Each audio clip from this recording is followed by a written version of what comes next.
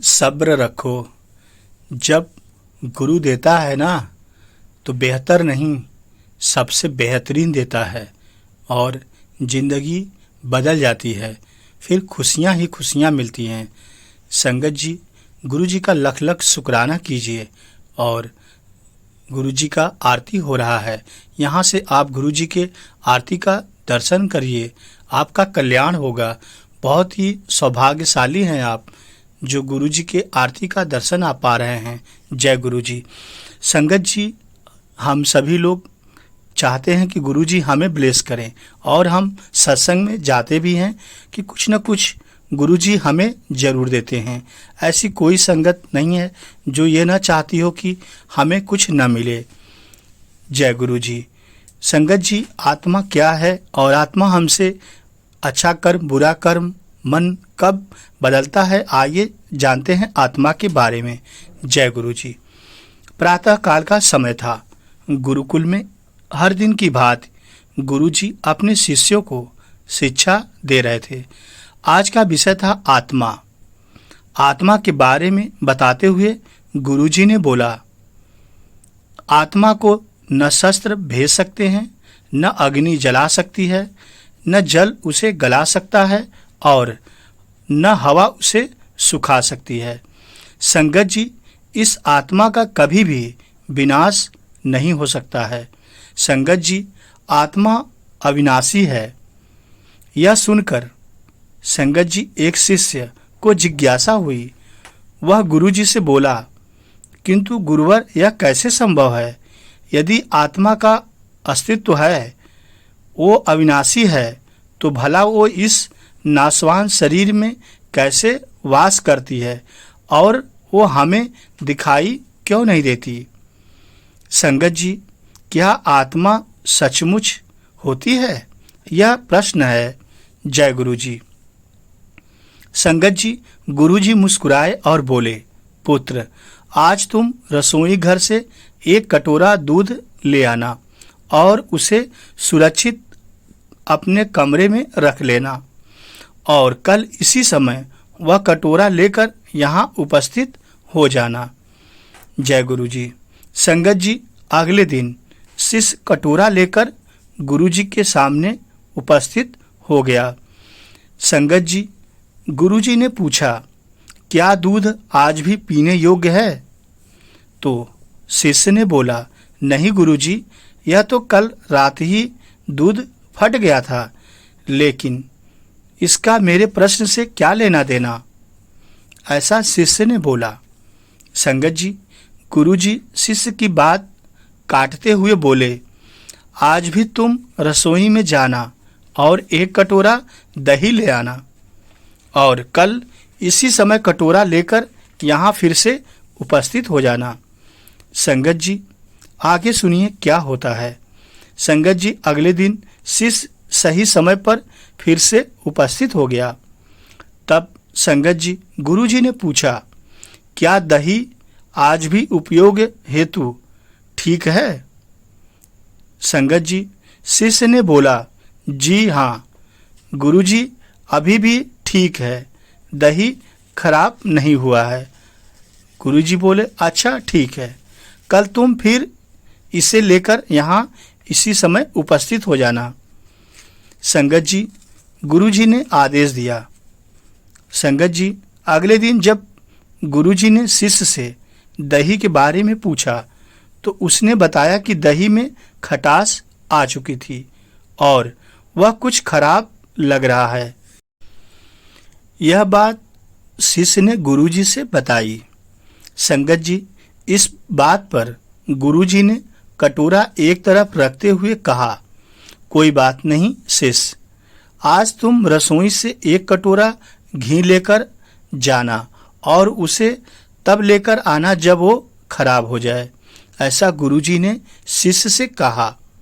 संगत जी, दिन बीतते गए पर घी खराब नहीं हुआ और शिष्य रोज खाली हाथ ही गुरु जी के सामने उपस्थित होता रहा, परंतु घी खराब हो ही नहीं रहा था। यह सब देखकर शिष्य परेशान हो रहा था कि रोज गुरु जी के पास जाता हूँ और घी खराब ही नहीं होता। फिर मैं वापस आता हूँ, फिर मैं जाता हूँ। ऐसे कई दिन चलता रहा संगत जी। संगत जी फिर एक दिन शिष्य से रहा नहीं गया। रोज का यह देखकर शिष्य ने सोचा कि गुरुजी से पूछते हैं।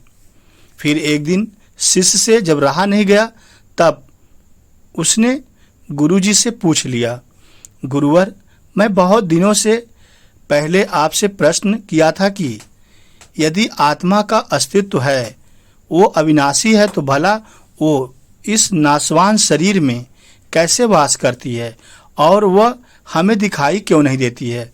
क्या सचमुच आत्मा होती है? पर संगत जी, उसका उत्तर देने की बजाय गुरुजी ने आपने मुझे दूध, दही, घी में उलझा दिया। क्या आपके पास इसका कोई उत्तर नहीं है? क्या ये मेरा सवाल सही नहीं था? या सवाल सही है तो आपके पास इसका उत्तर क्यों नहीं है? संगत जी, इस बार गुरुजी गंभीर होते हुए बोले, बस मैं ये सब तुम्हारे प्रश्न का उत्तर देने के लिए ही तो कर रहा था। देखो, दूध, दही और घी सब दूध का ही हिस्सा है, लेकिन दूध एक दिन में खराब हो जाता है और दही 2 से 3 दिनों में खराब हो जाता है, लेकिन शुद्ध घी कभी खराब नहीं होता। इस प्रकार आत्मा इस नाशवान शरीर में होते हुए भी ऐसी है कि उसे कभी नष्ट नहीं किया जा सकता। गुरुजी ने शिष्य को सारी बातें समझाई। ठीक है गुरुजी, मान लिया कि आत्मा अविनाशी है, लेकिन हमें घी तो दिखाई देता है पर आत्मा नहीं दिखाई देती। ऐसा प्रश्न शिष्य ने दोबारा गुरुजी से फिर किया। संगत जी, शिष्य गुरुजी से बोले, घी अपने आप ही तो नहीं दिखता ना। पहले दूध में जामन डालकर दही में बदलना पड़ता है, फिर दही को मथ कर उसे मक्खन में बदला जाता है, फिर कहीं जाकर जब मक्खन को सही तापमान पर घंटों में पिघलाया जाता है, तब जाकर घी बनता है। ऐसा गुरुजी ने शिष्य को समझाया। संगत जी, हर इंसान आत्मा का दर्शन यानी आत्मदर्शन कर सकता है, लेकिन उसके लिए पहले इस दूध रूपी शरीर को स्वास्थ्य रूपी जामन से पवित्र बनाना पड़ता है। उसके बाद कर्म की मथनी से इस शरीर को दुखियों की सेवा में मथना होता है। अर्थात आप अपनी क्षमता के अनुसार दिन दुखियों की सेवा जरूर करें। तन से करें, मन से करें और धन से करें, क्योंकि भगवान ने आपको उस काबिल बनाया है। संगत जी, शिष्य गुरुजी की बात अच्छी तरह से अब समझ चुका था। आज उसकी जिज्ञासा शांत हो गई थी। उसने गुरुजी के चरण स्पर्श किए और आत्मदर्शन के मार्ग पर आगे बढ़ गया। संगत जी, आप समझ गए होंगे कि हमें अपने जीवन में कैसे व्यवहार लाना है। नित्य नेम याद करो शिव जी परमात्मा को, वही कल्याण करेंगे। जय गुरु जी, शुक्राना गुरु जी। संगत जी, सदैव प्रसन्न रहिए। जो आपको गुरु जी ने दिया है उसमें ही अपना जीवन व्यतीत करिए। यकीन करिए कि जो दिया है उन्होंने बहुत ही अच्छा दिया है और हम बहुत ही सौभाग्यशाली हैं जो गुरु जी हमारे साथ हैं। जय गुरु जी, शुक्राना गुरु जी। गुरु जी सर्वत का भला करो। जय गुरु जी, शुक्राना गुरु जी। वाह वाह गुरु जी, धन धन गुरु जी, love you Guru ji, blessing always Guru ji.